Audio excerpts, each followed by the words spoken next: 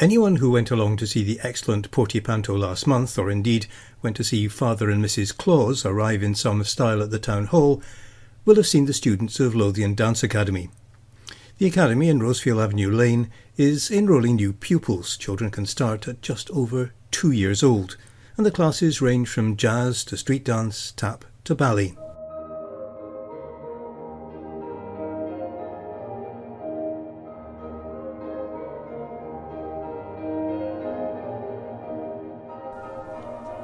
The Academy was started originally in West Lothian back in 1989 by Morag Phillips. Today, however, its main studios are in Portobello, and the other centres sold on to other dance teachers. As Morag explained, it was getting too hectic for her liking. At one time I was going around 5 different venues myself, teaching about 500 kids a week and teaching for 36 hours a week. However, now, as I'm getting older, I have teachers working with me. So I'm not doing as much teaching myself. I kind of can pick and choose now what I want to teach. So what range of things do you teach? I mean, you show me you have a ballet room, you show me you have a tap room. Ballet is obviously my forte, but we have tap, we have jazz, musical theatre, and obviously now we have hip-hop and street dance because that seems to be all the rage these days. You wouldn't catch me teaching street dance though. I think I'm getting too old for that. But that was the kind of thing that your students did at Christmas or before Christmas in front of Portobello Town Hall. Yes, well in fact the thing that was on at Portobello Town Hall was what I would really just call pantomime type stuff. You know, just very simple dances, mimicking some of the music. You keep it really easy because it can be learned quickly. The girls can concentrate on being performers instead of worrying about complicated steps. There's plenty of time for complicated steps if you're doing exams or things like that. If you're putting something together like we did the pantomime as well, which was Jack and the Beanstalk, I think the number we did they asked us to do was to Thriller. So it was quite old-fashioned, the choreography for that one. So you just adapt to what somebody's asked you for, basically, as well. Sometimes people ask for things more complicated. If somebody asked for proper street dance, then you probably saw if you watched it outside the town hall, there was street dance on towards the end. That was one of my teachers, Sarah Black, that did that as well, because I couldn't attempt the street dance myself. Too old. So how many teachers do you have? I've got 3. I've got Miss Sarah and Miss Ashley and Miss Paula. I've had them for, I would say, 15, 16 years. I've had Paula longer because I trained her from the age of 3. What's quite nice about the school is it feels like a family because those girls are like my daughters, really. And they all lend something different to the school. One of them's more classically orientated, Miss Ashley. Sarah's very much the jazz and the tap. Paula's very ballet, but they can all lend themselves to all the different types of dancing, but you usually find they veer towards one being their speciality. So all in all, it means that this whole school's covered, you know, with most of the different types of dancing as well. And if somebody's ill or pregnant, or, you know, usually that's when I step in and teach the dancing as best I can. Maybe not the hip-hop. I love hip-hop, and if I was young again, I would definitely be a hip-hop dancer. But, you know, you get to a certain age. So how many pupils go through, I was going to say in a year, but the people actually progress from age about 5? Well, we used to start them at 3, but we've recently started taking 2.5 and 2-year-olds because this seems to be when all the mums want them to start. Obviously, they're not doing proper dancing at that age. They're doing like music, movement, imaginative play, things that are getting them coordinating and socialising with the other children. But it also gets them into the habit of movement. It's a habit, yes. It's a habit of movement and the habit of going somewhere on a regular basis, getting dressed up and meeting little friends. Friendships that are made in Lothian Dance Academy are friendships for life. We have girls that I still have on Facebook and they're in their 30s and they've been with me since they were 3 and they are still friends. And they made their friendships when they came to ballet on a Saturday morning or a Tuesday afternoon. And that's what I love about my school. It feels like a family because most of the kids that I've got them for 11 or 12 or 13 years. I've got them from 3 up till 16 or 17.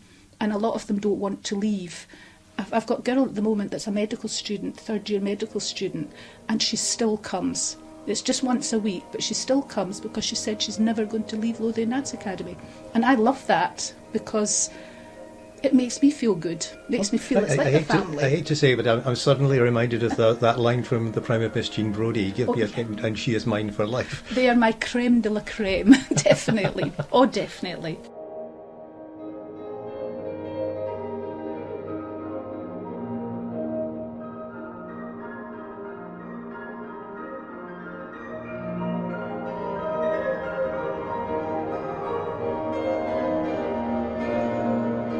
Tell me a bit about your own background, because you were a professional dancer for many years. Yes, I did my full-time training. Believe it or not, I actually had a dance school when I was 15, teaching Highland and Tap.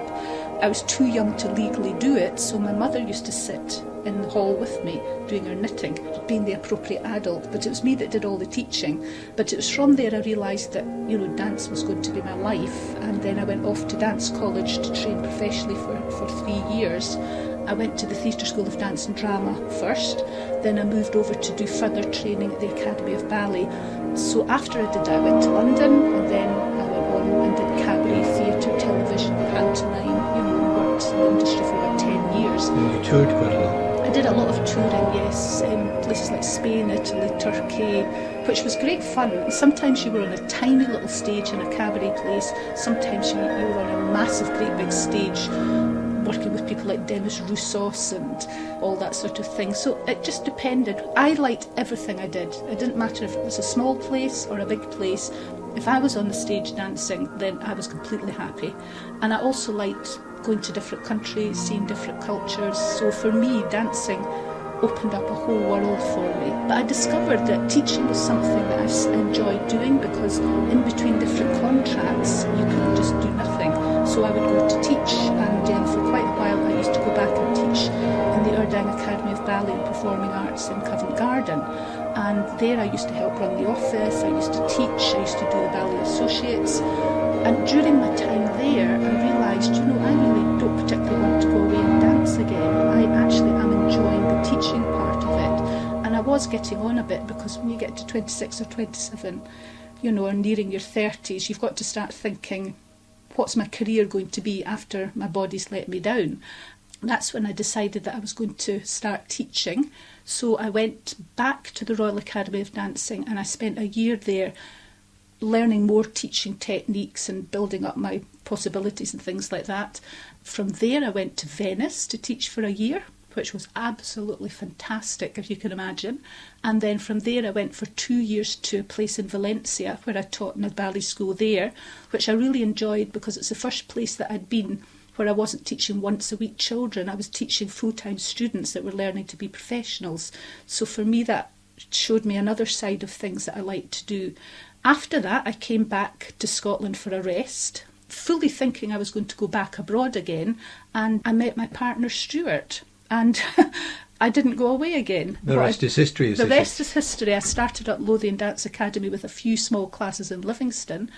Now, the great thing is, you've got lots of stories that you can actually encourage your young protégés that, yes, they have potential in front of them.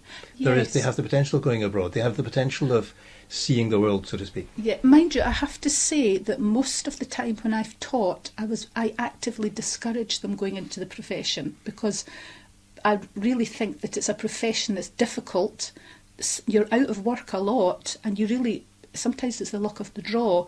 And I've got pupils that have got a talent, maybe, academically at school. I often try to discourage them taking up dance, because I think, well, why take up dance, not be able to dance after the age of 30? You don't get paid a lot. So I do tend to actively discourage them, but I find that if a child or a student wants to dance and they really have the passion to dance, they don't listen to you. They will do it whether you want it or not. So I don't actually find that I've got to try and actively encourage girls to go on the stage. If they come to me and say, we're doing it whether you want us to or not, then obviously I point them in the right direction and I give them as much help as I can. It's not just talent, it's passion. You've got to have an absolute passion for it.